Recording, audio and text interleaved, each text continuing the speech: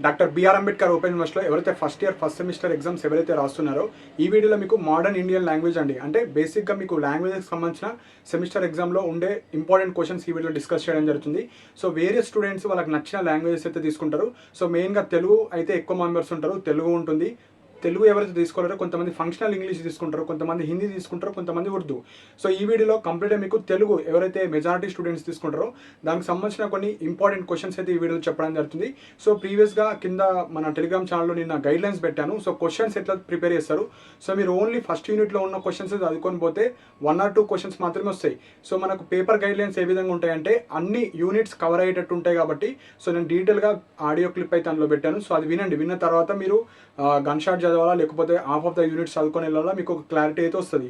So ఈ వీడియోలో మనకు తెలుగుకు సంబంధించిన టోటల్ ఫస్ట్ ఎగ్జామ్ ప్యాటర్న్ చెప్తాను. సో ఎగ్జామ్ వచ్చేసి మనకు 60 మార్క్స్ ఉంటుంది, పాస్ మార్క్స్ 24 మార్క్స్ ఉంటాయి, 2 hours డ్యూరేషన్.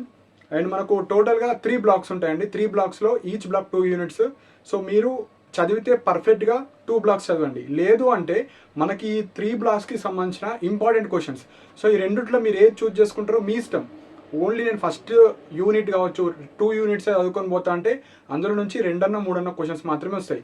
సో అన్నీ ఇంపార్టెంట్ చదువుతారా, లేదు అంటే హాఫ్ ఆఫ్ ది బ్లాక్స్ కంప్లీట్గా చదువుతారు, అంటే ఏ క్వశ్చన్ వచ్చినా నేను రాయగలుగుతా అంటే ఈ రెండిట్లో నుంచి ఏదో ఒక మీరే సెల్ఫ్గా డిసిషన్ అయితే తీసుకోండి. సో నేనైతే మనకు ఇంపార్టెంట్ గన్ షాట్ క్వశ్చన్స్ అయితే చెప్తాను. సో ఇప్పుడు చెప్పినవి అన్నీ రాకపోవచ్చు, ఒక్కొక్కసారి రావచ్చు. ఎందుకంటే మనకు 3 sets ఆఫ్ పేపర్స్ చేస్తారు. సో వాళ్ళ గైడ్లైన్స్ ఏముంటాయంటే ఒక సెట్లో రిపీటెడ్ అయిన క్వశ్చన్స్ అన్నీ రిపీట్ అవ్వద్దు, ఓన్లీ 30%, 40% మాత్రమే రిపీట్ అవ్వాలి, మిగతా 60% వేరే ఇవ్వాలి. ఒకే పర్సన్ 3 పేపర్లు తయారు చేస్తారు కాబట్టి మీకు సెట్ ఏ రావచ్చు, బి రావచ్చు, సి రావచ్చు. సో మీరు ఏబిసి వస్తుంది కాబట్టి సో ప్రిపేర్ అయితే హాఫ్ ఆఫ్ ది బ్లాక్స్ అన్న ప్రిపేర్ అవ్వండి. లేదు అంటే అన్ని యూనిట్స్లో ఉన్న గన్ షాట్ క్వశ్చన్స్ అన్న ప్రిపేర్ అయితే మనకు 50% ఆఫ్ ద క్వశ్చన్స్ రావడానికి ఛాన్స్ ఉంటుంది. సో ఇప్పుడు మెయిన్గా మనకు ఈ తెలుగుకి సంబంధించిన important questions and repeated and expected questions ఈ వీడియోలో డిస్కస్ చేయడం జరుగుతుంది.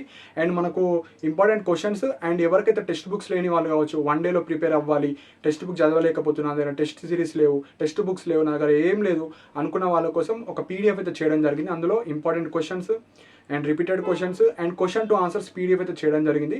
సో అది నేను ఎక్స్ప్లెయిన్ చేస్తాను. So first important and repeated questions explain చేసిన తర్వాత లైక్ ఆ పీడిఎఫ్ ఎట్లా ఉందో కూడా చెప్తాను. సో ఇంట్రెస్ట్ ఉన్న వాళ్ళు మీరు పర్చేజ్ చేసుకోవచ్చు, కింద డిస్క్రిప్షన్లో లింక్ ఉంటుంది, ఆ లింక్ ద్వారా ఇంట్రెస్ట్ ఉన్న వాళ్ళు మీరైతే పర్చేజ్ చేసుకోవచ్చు.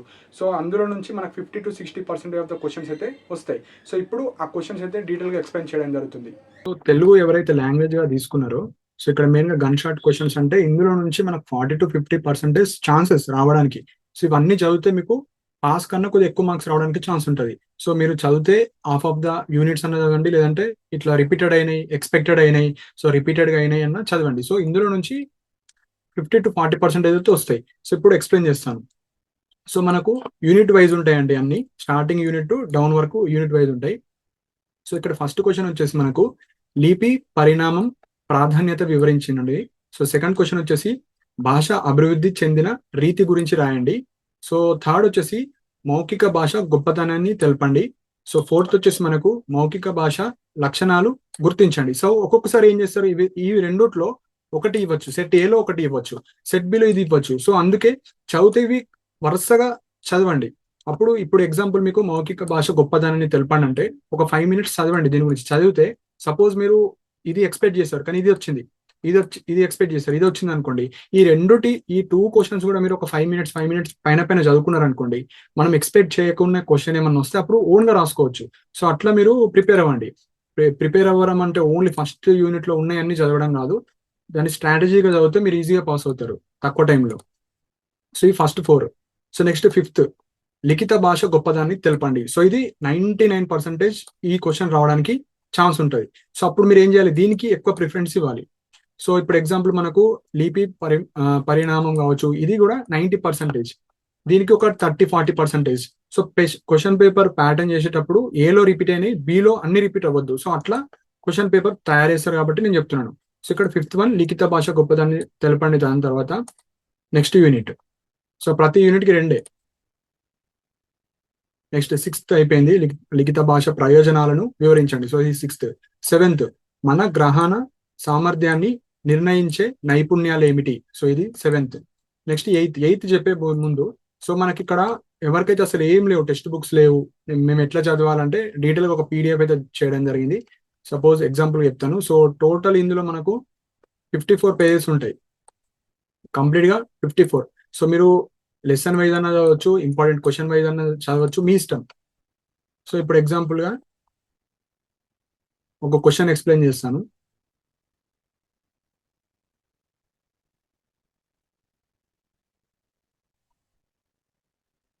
ఇప్పుడు ఎగ్జాంపుల్ ఇది మోస్ట్లీ రావడానికి మనకు ఛాన్స్ ఉంటాయి. ఇదన్నా మౌఖిక భాష గొప్పదనాన్ని తెలపండి, ఆర్ సపోజ్ ఇది క్వశ్చన్ వచ్చింది రేపు ఎగ్జామ్లో 99% రావడానికి ఛాన్స్ ఉంటుంది. సో అది యూనిట్ 2లో ఇంపార్టెంట్ మనకు, మౌఖిక భాష గొప్పదాన్ని తెలపండి.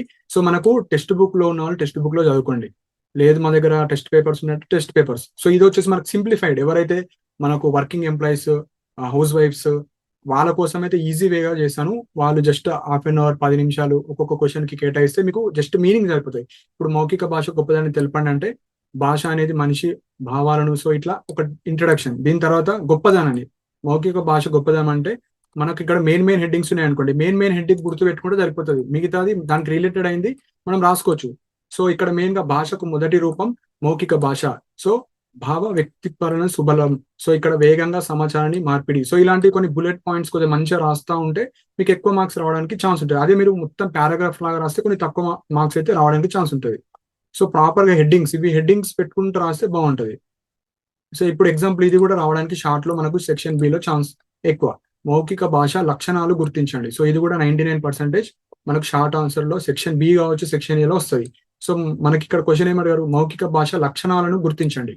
సో మౌఖిక భాష ముఖ్య లక్షణాలు. సో మౌఖిక భాష గురించి ఒక 2-3 లైన్స్ రాసి, ధ్వని ఆధారిత భాష, ఇది రక్షణ స్పందన కలిగిస్తుంది. సో ఇట్లా మనము కొన్ని స్ట్రాటజీగా కొద్దిగా ప్రాపర్ గా రాస్తే ఇట్లా మనకు పేజెస్ ఎక్కువ అవుతాయి. అదే మీరు పారాగ్రాఫ్ వైజ్ రాస్తే కొంచెం తక్కువ అవుతుంది మ్యాటర్. సో కొన్నిసార్లు వాళ్ళు మ్యాటర్ కూడా చూస్తారు ఎంత రాస్తున్నారని. సో ఇట్లా ప్రతి యూనిట్ కి సింప్లిఫైడ్ ఆన్సర్స్ ఉంటాయని, ఇది కూడా ఇంపార్టెంట్. ఇప్పుడు యూనిట్ 3లో 90% రావడానికి ఇది question important, very very very very important. లిఖిత భాష గొప్పదనాన్ని తెలపండి. సో ఫస్ట్ లిఖిత భాష అంటే ఏంది, సో దాని యొక్క గొప్పదనం. సో పారాగ్రాఫ్ గానే రాయండి, ఇట్లా రాస్తే మీకు ఎక్కువ పేజెస్ అవుతుంది, ఒక ప్రెజెంటేషన్ బాగుంది, సో మార్క్స్ ఎక్కువ వేయాలని అనుకుంటారు. సో మీకు ఆన్సర్ వచ్చి కూడా ప్రాపర్ గా రాయకపోతే అప్పుడు మీది మిస్టేక్ అవుతుంది. సో ఇట్లా ప్రతిదీ పీడిఎఫ్ అయితే ఉంటుందండి, అన్ని ఇంపార్టెంట్ గన్ షాట్ అన్ని ఆల్ ఇన్ వన్ టైప్ ఒకటే పీడిఎఫ్ పెట్టాను, కన్ఫ్యూజ్ అవుతున్నారని. సో ఇక్కడ మనకు స్టార్టింగ్ ఆఫ్ ద పేజ్ మనకు యూనిట్ 1లో ఏమేమి ఇంపార్టెంట్. సో యూనిట్ 1లో ఏమేమి ఇంపార్టెంట్, 1 2 3 4 ఈ 4. నెక్స్ట్ యూనిట్ 2లో మనకు క్వశ్చన్స్ ఉంటాయి, యూనిట్ 3లో క్వశ్చన్స్ ఉంటాయి, యూనిట్ 4లో క్వశ్చన్స్, యూనిట్ 5లో 2 క్వశ్చన్స్, యూనిట్ 6లో 2 క్వశ్చన్స్. సో ఇవి క్వశ్చన్స్ అయితే దానికన్నా ఇవన్నీ చదవండి, చదివితే ఇట్లా ఇవన్నీ చదవండి. లేకపోతే ఇక్కడ బుల్లెట్ పాయింట్స్ అంటే ఎక్కువ రిపీటెడ్ అయిన క్వశ్చన్స్ ఇవి ఎక్కువ మనకి ఇందులో నుంచి 50% ఆఫ్ ద క్వశ్చన్స్ వస్తాయి. సో ఇట్లా వరుసగా చదవండి, లేకపోతే మీకు ర్యాండమ్ గా చదువుకోవచ్చు, మీ ఇష్టం అది. సో అట్లా పీడిఎఫ్ అయితే చేయడం జరిగింది. అండ్ కొన్ని ఇంపార్టెంట్ క్వశ్చన్స్ చెప్పడం మర్చిపోయాను ఇక్కడ. సో 7th వన్ వచ్చేసి మనకి ఇక్కడ మన గ్రహణ సామర్థ్యాన్ని నిర్ణయించే నైపుణ్యాలు ఏమిటి. నెక్స్ట్ 8th వన్ వచ్చేసి భాషా ప్రయోగ నైపుణ్యాలు పరస్పర ప్రభావాలకు చర్చించండి. సో 9th వచ్చేసి లీపికి ధ్వనికి మధ్య ఉన్న సంబంధాన్ని వివరించండి. సో ఇది very very very important. So ఏవైతే వెరీ వెరీ ఇంపార్టెంటో అట్లా 4 వెరీ వెరీ ఇంపార్టెంట్లు అంటే అందులో నుంచి 2 అన్న 3 అన్న వస్తాయి. సో ఇది ఇంపార్టెంట్. నెక్స్ట్ 10th ఇంగ్లీష్ పదాలను వాటి ఉచ్చరించ పద్ధతిలోనే తెలుగులో రాయగలమా, చర్చించండి. సో దీని గురించి. నెక్స్ట్ 11th వన్ ప్రాచీన ఆధునిక నిఘంటు గురించి రాయండి.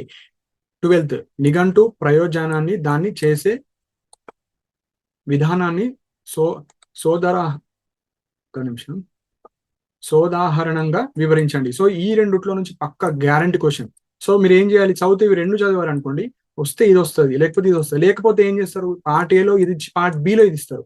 సో మనకు పార్ట్ బిలో 1-2 కదా క్వశ్చన్స్, ఒకటి ఇక్కడ ఇచ్చేసి ఒకటి అక్కడ ఇస్తారు. సో చదివితే ఇట్లా స్ట్రాటజీగా ఇవి 2 చదువుకోండి.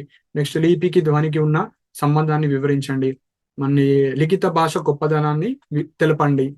నెక్స్ట్ మౌఖిక భాష గొప్పదనాన్ని తెలపండి.